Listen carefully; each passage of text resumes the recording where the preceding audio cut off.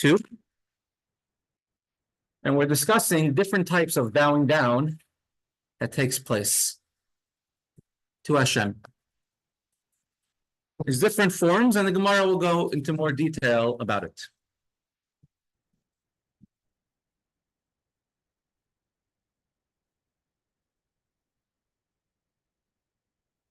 The question was like this. We mentioned this story. Rav bowed down. Rav came to a shul in Bavel. He was on a visit from the Holy Land of Israel. Right? Rav went on this big, long journey. It took him so long to go like this, all around through Damascus, comes to Babylonia, and he comes to the shul. Everyone's watching him. And when everyone bows down on a fast day on their face, Rav does not fall on their face. He does not bow down. Why did he not bow down? So the Gemara gives an answer because the shul had a stone floor. And one of the 613 mitzvahs, one of the 365 mitzvahs, lo yisaseh, negative mitzvahs that we have to be careful not to do, is not to bow on a stone floor. It's one of the negative commandments, right? One of the negative commandments. And over there was a stone floor. So Gemara asked a question like so. Now, based on this, we don't bow down on asphalt, concrete, any hard floor. We have a carpet. Many people, even if it's a wooden floor, they put something between them and the ground. But even a plastic bag technically would be enough, even if it's see-through, because the idea is not to bow directly on the way idol worshippers will bow down to their idols or to their stones, which would be directly on the stone. So Gemara asked like this. So there was a stone floor, and it was literally a biblical prohibition that you're not allowed to bow down. If so, Rav. Why did only Rav not bow down to the ground over there? Afilu kulu nami kamed Ravavi. Afilu kulu nami. Even the entire congregation should have not bowed down, should have refrained from bowing down, because you only bow down to Hashem on a stone floor, like we see in this drawing over here, and the drawings down this page a little bit further down that you'll see over here. Right? People are bowing to Hashem. When they hear the Kohen, the high priest, saying Hashem's name, only on the stone floor, only in the Beis HaMikdash, only in the Holy of Holy, in the holiest place. And Rav is in Bavel, he's in Babylonia. So nobody else should have been bowing down either. The Gemara answers, Kamei de Rav Havi. It's literally just a architectural anomaly. The shul in Bavel, in front of Rav, the floor was stone. The rest of the shul was not a stone floor. In front of the shul where Rav was a stone floor. So either Rav was put on a special platform, and there's probably not too much wood over there, and made him a platform made out of stone, or Rav was in the front of the shul. And even today, you go in front of many shuls in the world, many different shuls, and the front of the shul, or you have it's made out of the floor is a different material, whether for design, whether for fanciness. Over there in the front is marble, and could be in Bavel. Many of the old shuls that are excavated now in Bavel, they did not have stone floors. They had earth floors made out of earth, not stone.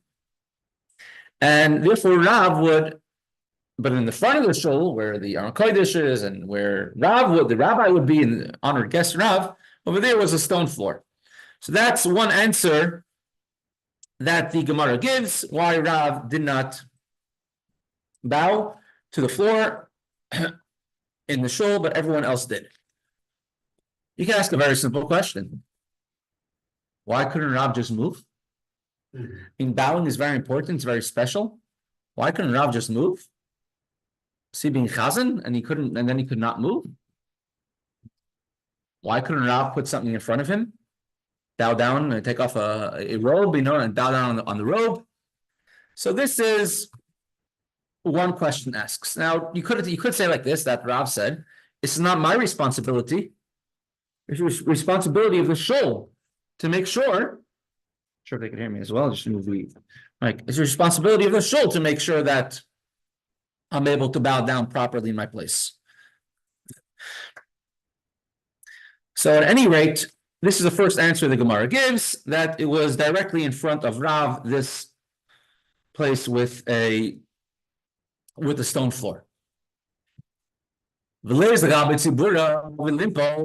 Gemara, let Rav go and join the rest of the congregation. He has to be specifically in the front of the shul. Sure, Rav didn't always make himself go up front, because you see when Shmuel came and Rav was together with Shmuel, Rav always let Shmuel go first. So let him go together with everybody else. The Gemara answers something very, very important, and we see from a Gemara. Whenever we have a Gemara in Talmud Bavli, we learn many new things. From the questions and the answers, we learn many, many new things. The Gemara Yerushalmi, question, answer, straight. What's the halacha? Here we learn many new halachas. Lo bai lemitrach letzibura. Rav did not want to trouble the entire congregation and inconvenience them, because if Rav would walk past them, they all would have to stand up. It's a very important thing. When a rabbi gets up, everyone has to get up. Rabbi gets up to talk, everyone should get up if you don't do it. If a rabbi walks in, walks out, it's Kvod Rav, honoring the Torah, honoring the rabbi. It's a very important thing. So Rav, if he would go join the rest of the congregation in the shul, then everyone would be required to stand up as a sign of respect, and he didn't want to inconvenience everyone by standing up, making them stand up. So he'd rather not give up the opportunity to bow down during Tachnun together with everybody else, and not to inconvenience everybody. You see how important it is not to inconvenience the crowd. People are in a rush, you can't hold them back. If you're speaking, you realize everyone lost interest, maybe it's a mitzvah to stop speaking. I don't know, man. I don't know about me. I don't know what I'm doing over here. You let me know at the end. Yeah. So he did not want to inconvenience anybody, and therefore Rav stayed in this place, and he did not bow down. He did not walk to where the congregation was in order to bow down. That's one answer you can give. Another answer you could give, v'bayis ema, and if you wish, you could give another answer. Rav pishut yadayim v'raglayim hava avid. The bowing which Rav will do is different than the bowing that we do. And I did spend a good 15 minutes today trying to find the right pictures to show all the different types of bowing down. 3 or 4 different types of bowing. I did not find yet if someone has a resource and they can share it in the chat, I would love it, and we could share it. I'll share it with everyone to see the pictures properly. So it's going to be a little maybe discombobbled, going from tab to tab over here. But if you follow along here on the big screen, you'll be able to see some things. There's different types of bowing down that we do. Of course, during the Shemona Esrei, we bow down like this, right? We bow down like this. It's in a way like a bowing of almost a performer to the audience in a way. You bow to Hashem. By Moedim, you have to bow all the way. It says to all your vertebrae in your back, vibrate, move. You have to bow down entirely. Then there's the bowing that we do called Kida. Kida means the way we do it on Rosh Hashanah and Yom Kippur. I might have a picture of it here. Let's exit this one. Okay. Kida means the way we do it, that you bend on your knees and then you bow down. So you're not flat on the floor like this person's called the shtachavaya, complete bowing. And that's really nefilas apayim. falling on your face, this is a real Nefilas Apayim. When we go like this during davening, that is not the true Nefilas Apayim. We cover our faces in shame. And like the picture was brought yesterday, is a person in shul davening, the Rebbe during Shachris. This is, there's many other examples. But that's not, we call it Nefilas Apayim. Tachanun and Nefilas Apayim, supplications after davening, that we say more prayers to Hashem. According to Chassidus, it's a very high part of davening. It's even greater than Shemoneh Esrei. Because in davening, it's a ladder going from a lower level to a higher level. Davening is called a sulam, a ladder, mutzav arza. The bottom is on the ground. The rosh and the top is Magiya Shemayim, coming to the heavens. We start off in the world of Asiya, lowest world, and that's in the beginning of davening. We have Psuki de Zimra, praising Hashem for everything He does. He created the nature and everything that's in the world, and then we have world of Yetzirah. It's called the Birchas Kriyas Shema, the blessings of Shema. And over there we talk about the Malachim, the angels. Each one says Kadosh. We have the Ifanim, the Chayas, the different types of angels. Then you go up a level during Shema itself. You're allowed to be sitting during Shema. You don't have to stand. But so it's in the world of Yetzirah. Bria, the second world, a higher world. But Shema, you proclaim the oneness of Hashem. But there's two types of oneness. Echad. Echad means one, which has a second after it. So Hashem with creation, which could feel like separate entities. And then you have the world of Atzilus and Shemoneh Esrei, where there's nothing but Hashem's existence there. And over there we have to stand, and our feet are together like angels, Malachim. And it's quiet. And during Shemoneh Esrei, we bow down 4 times, the beginning and end of the first bracha, and the beginning and end of the bracha of Hidayah, the bracha of Moedim. And Atayv Shimcha. Many other people bow during other parts of davening. I have a tab open over here somewhere. One of these tabs with, this one did not have the resources I needed. Here is the list of when you bow down. Kida is total prostration. It's very difficult to do. We're going to see soon in the Gemara a story about Levi. I did see a drawing of Levi bowing the proper way, and he hurt his rib trying to bow down in the proper way. When he's trying to show how to bow down, and that means bowing on your face, falling down entirely flat, and lifting yourself up on your thumbs, holding your weight on your thumbs while you're bowing. Kriya is falling to your knees, and that's what we do now on Rosh Hashanah Yom Kippur. We fall to our knees, and Ishtachava, we bow. We don't fall flat on our face. The Rebbe Rashav, when he would bow in the shul, he would bow, make sure his face would touch the ground when he would bow on Rosh Hashanah and Yom Kippur, and his forehead would a lot of times have dust from the floor. His Ishtachava is knees, palms, and forehead on the floor. We do sicha, which is bending over. Someone during Shemoneh Esrei, bending over.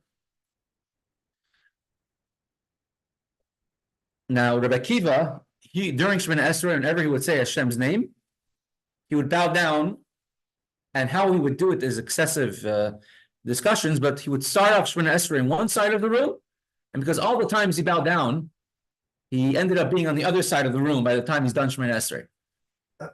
We had a similar thing with the Berditch of Rebbe, where it's like, correct. By the time we threw it that big, it'd be right. And people have different during Kaddish. Shulchan Aruch says to bow down 5 different times during Kaddish at the end of every, when you say Amen or Brichu for other. That's also the Amen Chabad. Baruch Hu is our custom to bow down, and there's a source for it even. Again? Rabbi Silver, you said bow during the cottage. Rabbi Silver 2 years ago was saying that your cottage his father. And he bows during Kaddish. All the, All the end of, in the first, right, the end of 5 different times. Yes, Mr. Nate, yeah. the part, maybe should be doing that. Yeah, Chabad does that as well. It's brought in Shulchan Aruch brings it down. The Shofar says, bow at it. To bow by Shmei Rabbah, Meshiche, Berichu, Yisbarech, Damina Ba'alma Bimru Amen, 5 different times. It said actually the. And the Rebbe would actually do it not just there, but in any Kaddish D'Rabbanan. Before every time saying Amen, the Rebbe would bow down as well. They said over there actually that the Monagon was supposed. The Birngo is opposed to it, correct. Yeah, that's not our discussion for right now. So Shalom, we bow down to the right, to the left, and then the center, and then the center again. Exactly where? It's interesting. The Rebbe will do different times during different years. During Kedusha, the Chazan, sometimes the people, they bow to the right, to the left, and the center. V'kara zeh el zeh v'amar. I don't think the Rebbe did that, but I've seen many people in Chabad do that. Berachas Koyanim, we do bow our heads when the Kohen is saying V'recha to the right. Everyone bows their heads, as well as the Chazan saying Berachas Koyanim bows their heads. But that's our bowing. We don't have a regular bowing. You have bowing is idea of bittul, you're one with Hashem. So Rabbi Akiva, he would end up the other side of the room from the amount of bowings that he would do. Perhaps he would be like the Kohen Gadol and would bow down on every bracha and totally prostrate himself by every single bracha. So that's how it was in the Beis HaMikdash. Let's see people bowing, prostrating themselves. There's a drawing of Levi, but couldn't bring it up. In conjunction to yesterday's story about Rabbi Hirschberg, here's Rabbi Hirschberg, Menachem Begin, Mexican rabbi. I'll just read a little bit about Rabbi Hirschberg. Was born in Poland in 5676. That's 1916. His father died before he was born. He's named after his father. He was in Meir Shapiro's yeshiva, Chachmei Lublin. To be accepted, he had to be from the elite of the elite. In learning, you have to know by heart. I think 600 blot, or maybe I think later on they lowered it to 300 blot by heart. He fled to Vilna in Japan, Shanghai. He came to 1942. He came to Canada. He came to the U.S. He had a chiddush with the Frierdiker Rebbe in 1944, coming from Hasidic stock, and he came to the Frierdiker Rebbe, the Rebbe in America at that time, and he told him, "I want you to speak in learning with my son-in-law, the Rebbe." In 1945, the Frierdiker Rebbe told him to go to Chicago and become a Rav there, and he started a Chabad yeshiva in Chicago. There's the Frierdiker Rebbe. No, the Frierdiker Rebbe told him. Rabbi Hirschberg, he's not a Chabad Chassid per se, and his kids still today, grandchildren, a very, very warm place for Lubavitch and Chabad. In 1960, the Rebbe told him that he should move to Mexico and become the chief Ashkenazic rabbi. So he was in Chicago and then he went to there, right? Correct. And he went to Mexico City in 1960. He started an organization called Merkez HaRabbanim Shel America Litanis, Rabbis of Latin America. And he was in charge of he was a rabbi of the main Ashkenazi shul. The shul would always play live broadcasts of the Rebbe's Farbrengens and large Farbrengens and Yitas Kislev, etc. He's opened the first yeshiva in Mexico City, and you could say without exaggeration, he inspired thousands and thousands of families in Mexico City, which still today has more kosher restaurants in Pittsburgh. Very, very warm Jews over there. Mexico City, huh? Correct, Mexico City. A very and the Jews are also very charitable, very generous. And he did many secret missions for the Rebbe over the years. The Rebbe had many of these secret soldiers, who would do missions all around the world, which we don't know about. And he did missions for the Rebbe all over the world. And one of the famous ones was, I told you the story yesterday about when he was with Ayatollah Khomeini. Here's Hirschberg. Let's have this one again.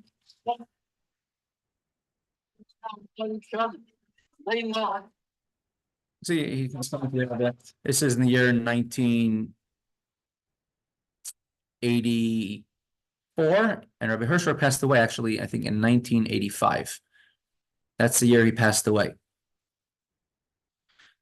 He went to, let me X out of here. He went during we said the story yesterday. The Rebbe told him to bring Hanukkah candles to Iran, and it was in the middle of the summer. And then the mission to visit the American hostages in the U.S. embassy was canceled, was aborted.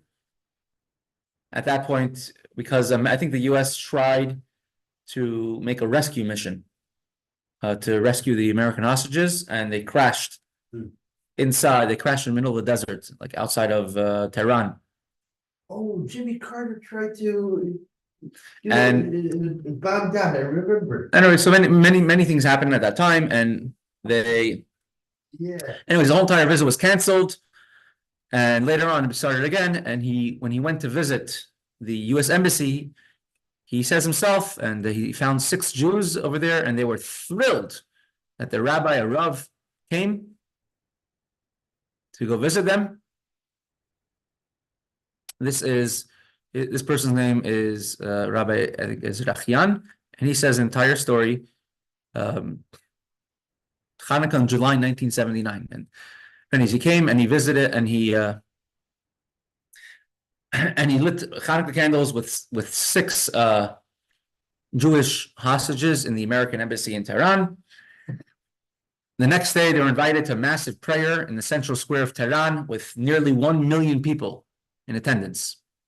Rabbi Hirschberg was on the same stage as Ayatollah Khomeini, Yamach Shemoy V'Zichroi, watching a massive crowd. Everybody kneeled and bowed down to the ground. Rabbi Hirschberg did not bow, as well as this other rabbi. His name is, where is it? This one, Rabbi Yedidya Ezrachian. So Rabbi Ezrachian, he also did not bow down. He was accompanying Rabbi Hirschberg. There were many Jews in the audience, 1 million people, and Jews were scared not to show up. And they also bowed down. You can imagine you're in a reign of terror. And he's actually from Iran. He was a rabbi in Iran, correct? Yet he didn't bow down. He was with Rabbi Hirschberg, and he did not bow down either. Mr. Minsky, is he on? You asked me a question yesterday. Yeah, he's on. Rabbi Fall, yes. Wasn't Allah just another name for God? I said, well, it's a different conception. Allah, you're allowed to say Allah. It's a name. It's a way of saying Hashem. Yeah. But it's like saying God. You're allowed to say it. Kale, and in Arabic, Yeah. Allah. Yeah, you're allowed to say it. As a matter of fact, there's a halacha when it comes to shechita, that if you say Allah, certain places that they say before you, like Muslim countries, you have to, before you shecht, you have to say Allahu Akbar. And halacha is you're allowed to do that. Even after the bracha, before the shechita, because it means kel kabir, strong God. Because Arabic and Hebrew are related because Ishmael and Yitzchak were brothers. Again? Yeah. So the next day, they're a very big mullah, overbearing cleric, came over to them and told them, why don't you show us respect? Why don't you bow down like the priest did? So Rabbi Hirschberg explained, the priest came from Syria and Lebanon, they know Arabic. I don't understand what is being said. Our Torah commands us, don't bow down to anyone but Hashem. How can I bow down if I don't know what I'm bowing down to? I don't know Arabic. He walked off. A short time afterwards, he said, the Ayatollah has requested your audience. He davened a private prayer to Hashem, accepting his fate. Whatever will happen to me will happen. And this Rabbi Ezrachian went with Rabbi Hirschberg to Ayatollah Khomeini. The other rabbi went and he says, please give Rabbi Hirschberg my thanks for not trying to ingratiate yourselves. I respect that you acted according to your faith. He translated this to Rabbi Hirschberg. Rabbi Hirschberg answered back right away, this is the best opportunity. Ask him, I would like to have a one-on-one meeting with Ayatollah Khomeini and to discuss Iranian Jews with him. So that's actually the other rabbi translated. Correct. Him. Correct. And he relayed this request back to Khomeini. He asked his son Ahmed to set up a meeting that Sunday in the religious city of Qom. That's where Ahmed is, Khomeini's son. Oh. And by the meeting, he brought up many things. One of the things actually that Rabbi Hirschberg managed to do was to save the chief rabbi of Iran, help him escape Iran. and many other things that were taking place.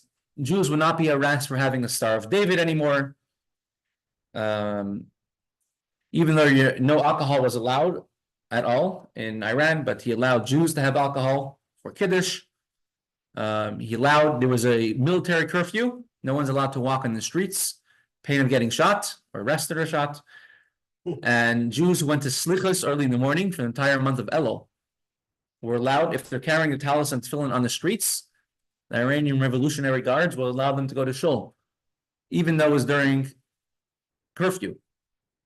And eventually, this Rabbi Ezrachian became very close to Ahmed Khomeini, the son of Ayatollah Khomeini.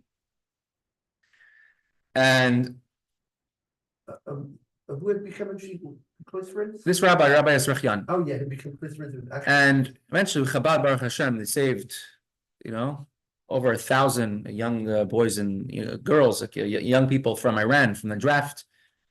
And later on, their families came and joined them as well. And later on, he had to escape, etc. But it's a very complicated operation. And when he himself came out of Iran several years later, and he was in Yechidus with the Rebbe, and he says, I know firsthand everything that the Rebbe did for the Jews of Iran. And the Rebbe told him, now that you're free, you can't take it easy. You have to see to it that all the Iranian Jews should not lose what they had in Iran. And Baruch Hashem, he could say that Iranian Jews in America and many other places in Eretz Yisrael have, in many ways, even more of a connection to Yiddishkeit than they had in Iran. You could say. So but it all comes from Mordechai Lekam V'Lishta. His name is Rabbi Avram Mordechai Hirschberg. Mordechai did not bow down in Iran. That's where Mordechai did not bow down, right? Mordechai did not bow to Haman in Iran. And this Rabbi Mordechai Hirschberg, did not bow down, and Baruch Hashem ended up helping the Jews of Shushan of Iran. It says Rabbi Avram Hirschberg. Yeah, his name was Avram Mordechai. Oh, okay. Okay. That's him saying the story, if you ever want to check it up. Okay.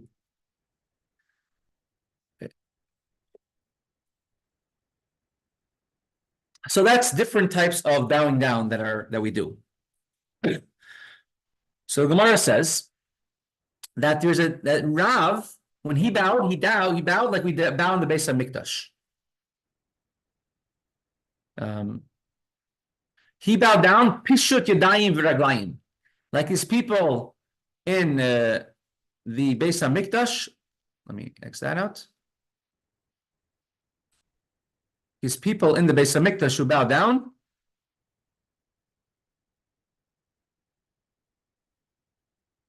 Right, like this person over there, and this person over there. That's how Rav would bow down. Everybody else would bow down, not Pishu Yadayim V'Raglayim, just on their knees.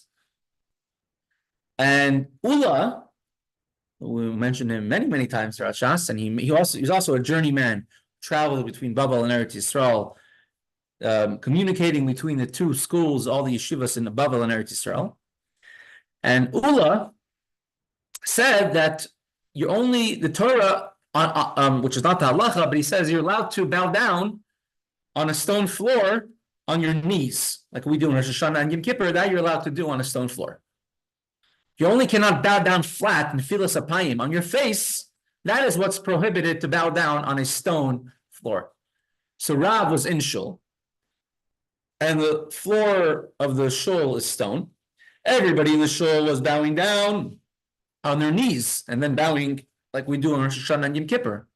Rav, who bows on his flat on his face as his own personal stringency, he could not bow like that on a stone floor. So therefore, he did not bow down. So Gemara says, so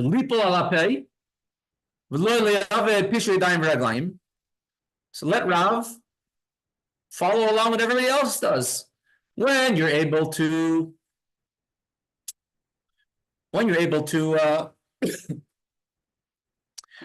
be like everyone, when you're able to keep your stringency and bow straight, flat on the ground, right? Like these people here in the Beis HaMikdash, you could do it. But now you're in a shul which has a stone floor. Do what everyone else does. Follow the ruling of Ula and bow on your knees. which according to Allah, you're allowed to. Halacha nowadays, of course, you can't. The Gemara answers what we said yesterday, 2 days ago, very, very powerful thing. Loi mishani miminhage. Rav did not want to change his custom. If you do a stringency more than 3 times, it has the halachic status of a neder, a vow. And if you vow, if you swear, you have to do a Torah Nedarim to annul his vow. And it goes even to the extent that if somebody travels to a city and always stays in a certain place or a certain hotel, you shouldn't change it. You should continue going back to the same place. Because if you don't go back, it seems like you don't like the old place anymore. We see with Avram Avinu, he went down to Egypt, he was very poor, came back from Egypt, Paro gave him tons of gifts. He stopped at every single inn that he stopped on the way there, he stopped on the way back. He wasn't looking for the Ritz-Carltons and the Waldorf Astorias in the desert on the way back. In the places he stopped there, he stopped on the way back. Though now he was wealthy and respected, and before he was not well known as much, he was poor, at least when he left. He lost his entire crowd. Came to Israel with 75,000 people following him, and they're gone. They didn't come with him to Egypt. They were only fair weather friends. As soon as there was a hunger in the land of Israel, they all ran off. I was wondering what happened to the book. Did I see? You don't see any of them around nowadays. So even when it comes to a stop on the road, you should go back to the first place. Because you're saying you don't trust the other guy's kashrus. However, so for definitely when it comes to a mitzvah that you do, and Hashem will always help you keep a minhag. To keep a certain person who would every single year give a lot of tzedakah to a certain cause, a certain tzedakah. And one year, unfortunately, the wheel turns, he lost a lot of his money. And this tzedakah, this charity came over to him asking, could you please give us, like every year? And he could have easily said, I would love to, but this year I can't afford it. So he said, nope, I'm going to do it anyways. Because he can't change a custom that he has. And it's a story. He ended up that Baruch Hashem, the brachas came afterwards, the blessings came, and he, Baruch Hashem, regained everything that he lost. Perhaps it was a test. But a minhag, a custom, we said yesterday, is extremely important. Don't change a minhag that you have. A good custom that you have, you don't change it. We spoke about those who come to Chabad and they wear extra levushim, extra garments, whether it's a gartel before they're married, whether it's a shtreimel, and the Rebbe says, don't take away something that you already have. Yossi, manishma. בוקר טוב, רבי. Boker tov. Eich Yaakov. It's okay, הכל בסדר, הוא עסוק בעבודה. Good, it's Baruch Hashem. תן לו דש, בבקשה. I will, תודה. בבקשה. So a minhag, a custom that we have is very, very important to do. And there's stories in Gemara about how customs could save people. A minhag Yisrael, a custom of a Jewish people, could save a life of a person. How keeping a custom actually could save people's fortune. So Rav, when he has a minhag that he has, he didn't want to change it. So rather than bow down with everybody else and listen to the ruling of Ula, Rav did not bow down, and everybody else in the shul bowed down. So one answer was that, and we learned amazing things from both answers. The first answer why Rav did not bow down in the shul, although everyone else bowed down, was because there was a stone floor in front of him, and he didn't want to move because he didn't want to make everyone else in the shul stand up. You have to respect everyone else's time. You have to respect everyone else not to bother them. But the second answer was Rav had a stringency on himself, and he didn't want to lose his stringency, and he'd rather not bow down in front of the whole shul than keep the stringency, than to not keep the stringency that he has. The third answer. Adam chashuv shayni, an important person is different. An important person cannot fall on his face flat in front of everybody else unless they are someone altogether unique, like Yeshua ben Nun, but someone who's very important, like that, cannot fall on his face in front of everyone. The reason why, we'll Mit Hashem touch upon tomorrow.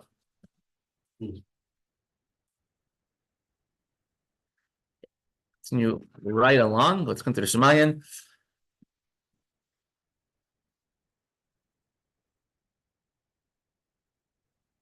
Replace this actually with another dollar, and put that. Very good. Put that So- dollar into the first, Correct. and keep the George watches down. Oh. Chachma, over here, first of the spheres. Now, we just zoom into Chachma. You can put a line right in between. There's two parts of Chachma. Two basic parts of Chachma. Of course, there's infinite parts because it's part of Hashem's creation and Hashem is infinite.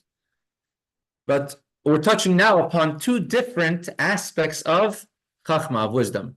One is aspect of how it's connected to what comes before it. It's the bottom of Keser, of you call the Ein Sof, the infinite light of Hashem. And with that, it always feels not inferior, it feels insignificant. Inferior means I want to feel more important. I should be feeling better than I'm feeling right now. Chachma doesn't feel inferior to anybody. Feels insignificant. It's nothing even to talk about. I don't deserve any better. Inferior means the other person, I deserve better. Chachma feels I'm not even something which is significant at all, comparison to what comes before, above me. Then you have a lower level of Chachma. The way Chachma is that it has to teach, has to expand. The idea of Chachma, of wisdom, the ability to know, curiosity, and that causes you to have Bina. You find one kernel and you expand it, and you pop it, and you make it, and you have delicious popcorn. You make the one kernel expand into Bina, breadth, width, length. Nayan, a spring is Chachma, called Nayonis Chachma, springs of wisdom. Hine, we're going to read it inside, over here, in Kuntres Umayyon. Hine bechachma yesh beis madregas. In the level of Chachma, you have two aspects. First one is Mashech Chachma hi reishis hagiluv reishis eshtalshalos. Chachma is the start, the beginning of everything else that comes after. Called Chachma. I mean, obviously, after Bina comes Das, after Das comes Chesed. But Chachma is, you could say, a Yesh Me'ayin. It's a new creation. You could say, sort of, here was a stop, and now is a new start. Chachma can't really trace back, sort of. It's very hard for it to trace back where it came from. It's a new stop and a new start. That's Chachma. Everything else traces back. Bina comes from Chachma. Das comes from Chachma and Bina together. Chesed comes from them. I'm being kind because I had this wisdom that comes to my head. His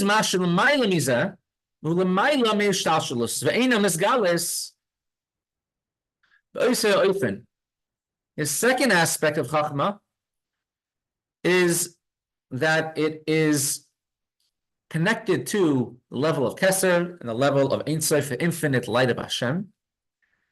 And therefore, it is higher than creation, higher than this whole entire system of Ishtalshalus, of the chain-like progression of worlds. It's above all that. And these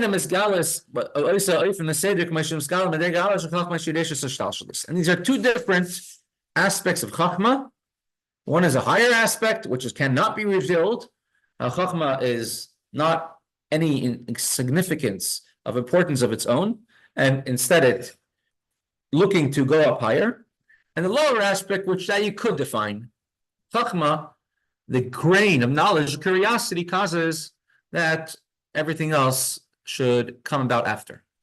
These are all spheres. Again, spheres are not physical things, and they're not even things that we could fathom. These are just descriptions, adjectives, to give us an idea of what a sphere is like. As we learned in Derech Mitzvah, not that any of his spheres actually work are actually like Chachma or Bina, but that's the closest thing we could comprehend of any spirituality is such a thing. Vinyanam b'koyach hachachma shebenefesh hu ke'inyin b'rikas uskiras haseichel.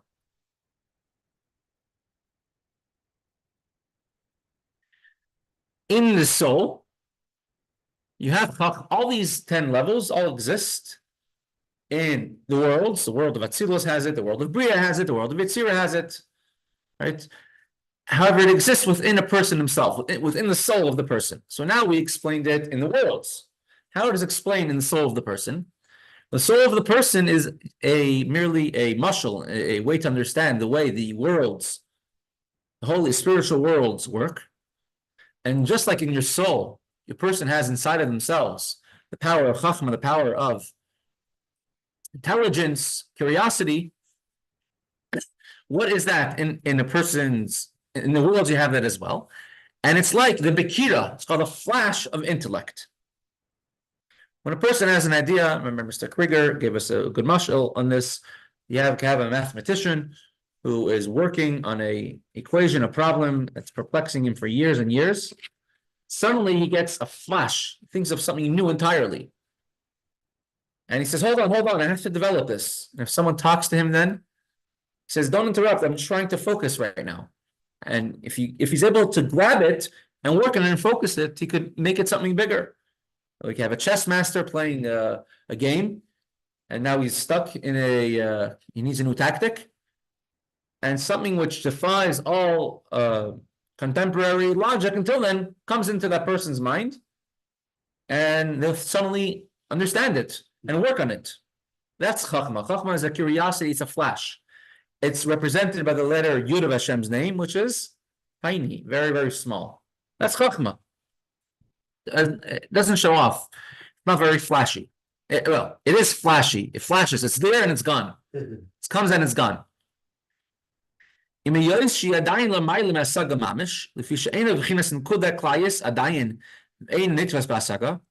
Chachma is not tangible. Chachma, we said all these. It's not a tangible thing. It's not something you could define. It's not something you could really understand. However, but it is in a certain universe, the universe of intellect, the universe of comprehension. So it's very general, very, it's like a nucleus form. Thank you, English translation, Rabbi Shachat.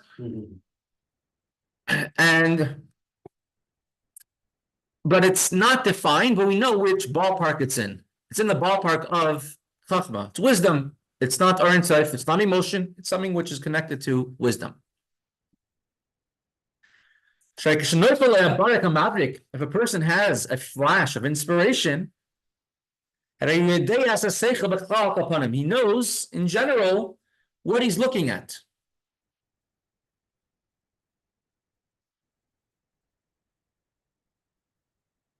This is the outer external aspect of Chachma, of the wisdom of Hashem. That is because that is connected to wisdom. You have in Chachma itself many different levels.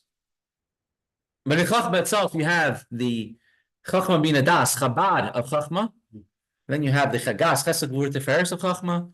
Then you have Nesach Yesoid of Chachma, and you have the Malchus of Chachma. The higher aspect of Chachma is above intellect. It's out of the ballpark of intellect. And here on this page from Chabad.org, very succinctly, he brings down, you have 1, 2, 3. You have the part of Chachma, which is a Koyach Ma, the ability to do what? What are we? Of non-existence. That's always connected to Keser.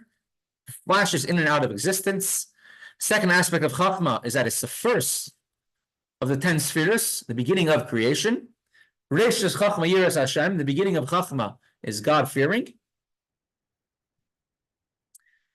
And the third aspect of Chachma is Bereshis bara Elokim. It says in the beginning, God created. Hargam Yonas Amenuziel writes, B'chuchmasa. God created the world with Chachma, with wisdom. Besides for actual wisdom, it means with a level of Chachma. And that refers to Chachma as it comes down to creation. So we're discussing now, from these three aspects of Chachma, we're discussing aspect number 1 and aspect number 3. The higher aspect of Chachma, which is connected to where it came from. The lower aspect of Chachma, which is going to create a lower reality. The word Chachma is made up of two words, as you see here on the screen. Koyach and Ma. Koyach means power. Ma means what? The higher aspect of Chachma, which is that it wants what's above it, is Koyach de Chachma zeu inyan ispashtus elabina. Uma de Chachma nisap gusel keser. Koyach means a power. That's the way people perceive me. The power of Chachma is a lower aspect of Chachma. Number 3 on this list over here, which that Chachma could create lower worlds. The higher aspect of Chachma, which we're talking about, which would be on this list, number 1, which is not a non-existence, and it's only connected to what comes before it, which is a higher half of Chachma, that is coming from the word Ma. Ma means what? Which means I don't exist. As Moshe said, Nachnu Ma. And Moshe Rabbeinu himself, he said he was the epitome, he was the perfection of the level of Chachma, of the world of Atzilus, the Chachma that is spoken about. And he himself, he had two aspects of him. It says about Moshe Rabbeinu himself, his top half of his body was a hormin. There's a Latin word which means like godly. And the bottom half was a hormiz, like a person. Now, was he literally like that? He was a human being. He was born from a mother and the father, obviously. But we're discussing the level of holiness of Moshe Rabbeinu. And the level of holiness is that he had Chachma, which had two aspects of it, a godly part and a not as godly part as Chachma. And the not as godly part as Chachma is how Chachma interacts and gives birth to Bina. The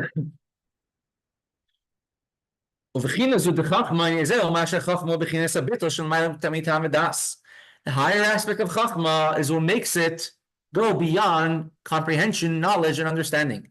And therefore, people who have no connection to godliness, you can think they're a 3 times a year Jew, or 3 times a life Jew, or no time a life Jew. And nevertheless, when it comes to sanctifying Hashem's name and feeling proud that they're Jewish, they're going to go all the way because they have the level of Chachma inside. And the level of Chachma itself, they have the higher level of Chachma, which is connected to Hashem. It's non-existence. And people, therefore, a Jew would say, who am I in the face of the God of the world? And they're willing to put everything, their life, their fortune, everything on the line for one Jew. I will conclude with a very short anecdote, just to show about how a Jew can be so far from knowledge and feeling of godliness, and they're going to put everything on the line for it. This is just a story from communist Russia in the 1960s. There was a brother and a sister. And they came from a town in Russia or Ukraine where the Nazis killed all the Jews in the town. And miracle of miracles, this boy and girl, brother and sister survived, although their parents were killed in the Holocaust, or killed by the Nazis. And they ended up in different places, in orphanages and who knows what, government orphanages. And they had a memory about how they came from a Jewish family and whatnot. One of them was older and managed to stay with the sister. and kept him in the loop about Yiddishkeit. And the family who lived in Samarkand, name is the Chazan family, very unique family. I think they had 15 children, all in Russia, and they were kicked around from Bolshevik to Moscow to this, and he was fired from his job for keeping Yiddishkeit. And his kids, his children, his boys and his girls, Baruch Hashem, all today, all Hasidim, some Chabad, some other types of Hasidim, who are all fiery. He himself was not a Chabad Chassid, but all of his children became Chabad because that's who were the from Jews in Russia at that point. There was almost no one else. And they kept on getting in trouble with the government and getting trouble with this and with that. And he met this very big activist for Yiddishkeit, in addition to finding all of his works and jobs. And he meets the boy, and he brings him to his place where he works. And he had a boss. It's 12 o'clock, so I don't want to hold anybody. A cooperative. The owner of his cooperative was a Bukhari Jew, and he felt such a affinity to Yiddishkeit. He grew up under communism, a young person. He knew nothing about Judaism except that he's Jewish father and mother. And he told him, "Can you please do me a favor? As a young boy, his parents were killed in the Holocaust, and we need to give him a place where he doesn't have to work on Shabbos." And he agreed, and we brought him in very unofficial ways, and he gave him his job in the factory. Bukharin did, right? Bukharin gave this older brother, a job in the factory where Chazan lived, where Chazan worked. And then later on, they're trying to get the sister away from a place where she lived, a very non-Jewish environment, no kosher food. And they managed to get her a permit to live in Moscow. It was very difficult to get. Don't ask me why. Here in the US, you don't need a permit to live in a certain city, but there you do. And they got her a permit to live in Moscow and to come join. However, it was dangerous. Everything's so secrecy, and us people, living in free countries cannot really understand. It was imperative to keep a secret that they're related to each other. Because in that case, they could, one could lead to the other. They're following this. They will make networks, and if you're related to someone who's keeping Yiddishkeit, keeping any Yiddishkeit, who goes to shul, they follow them. They follow anyone related to them. So it's imperative to nobody should know, even his boss, that they're related to each other. He knew that they're a brother and sister, and he got them both working in the same place. And this young Bukharian Jew who had no knowledge Yiddishkeit, he didn't know anything. He didn't know what Shabbos was really. Maybe he knew because Rabbi Chazan didn't work on Shabbos, and he sort of let it fly under the radar, as long as he didn't get in trouble, which he eventually did. But he knew very little, no formal Jewish education at all, didn't know much about anything of, Tefillin, Torah, none of this. And he went over to Rabbi Chazan, and he says, "We have a young Jewish boy and a young Jewish girl working in our factory. Could you ask them, maybe they want to meet each other, maybe they should get married to each other." And he says, I'm going to give, I think it was 5,000 rubles, insane amount of money, huge amount of money, for them. So he was in a big quandary. And he tells the boss, I'm not sure if they're the same type. I don't think it's such a good shidduch. And this boss will not let up. Every day comes over to him. Did you bring it up to them already? Did you speak to them already? I know he trusts you. I know you know her a little bit. Could you please bring it up to them? He said, I just want to see a Jewish boy and a Jewish girl get married. That's all I want to see. And then he came up and he says he's offering his offer to 10,000 ruble. Tremendous amount of money. And who knows what you could do with it back then. And so afterwards he came back to the boss and he says, I spoke to both of them and they know each other a little bit. They don't want to, they say it really doesn't fit. It's not a good fit. And he kept on pestering him about it till eventually the girl had to move to a different factory, but she already had her. So here I have a Jew who knows very minimal about Yiddishkeit, but he's willing to put tremendous fortune on the line and also put himself in danger many times in order to help another Jew. After World War II, after the Holocaust, and there was a big movement of Jews all around Europe. Escaping Russia was one aspect of it, but the main idea was escaping communist-held countries and going to American-held countries or freedom countries. So escaping Eastern Germany, escaping Hungary, Poland, all these places, Czechoslovakia, as the Russian communists were taking over. And there was a very big group called the Bricha, which would help. A lot of them were from the Jewish Legion, Zionist, young Zionist activists, and they would help Jews smuggle them over borders, smuggle them from country to country. And of course, they were very involved. Chabad, they helped Chabad a lot too. And when Rebbe Zechana, the Rebbe's mother, was asked about these people of the Bricha, they don't keep Shabbos, Yom Tov, they don't eat kosher, and she called them, they are tzaddikim without yarmulkes, holy people without yarmulkes. Right. So the Chachma, the people we have throughout our history, and we see it very, very much so today, and at all times, about people. A Jew is willing to put everything on the line, fortune, their life, their safety, in order to help out their fellow